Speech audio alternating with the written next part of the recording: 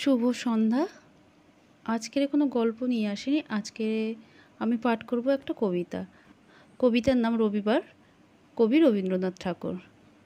সোম মঙ্গল বুধ এরা সব আসে তাড়াতাড়ি, এদের ঘরে আছে বুঝি মস্ত হওয়া গাড়ি। রবিবার সে কেন মাগো এমনি দেরি করে, ধীরে ধীরে পৌঁছইছে সকল বাড়ির পরে। আকাশ পাড়ে তার বাড়িটি দূর কি সবার চেয়ে, সে বুঝি মা তোমার মতো গরিব ঘরের মেয়ে। সোম মঙ্গল বুধের খেয়াল থাকবারই জন্যেই, বাড়ি ফেরার দিকে ওদের একটুও মন নেই। রবিবারকে কে যে এমন বিষম তারা করে, ঘণ্টাগুলো বাজায় যেন আধ ঘণ্টার পরে।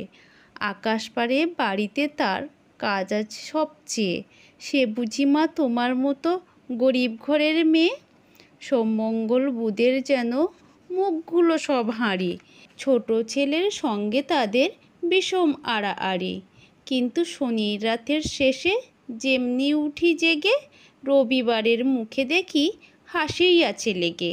যাবার বেলায় যায় সে কেঁদে মোদের মুখে চেয়ে, সে বুঝি মা তোমার মতো গরিব ঘরের মেয়ে। নমস্কার।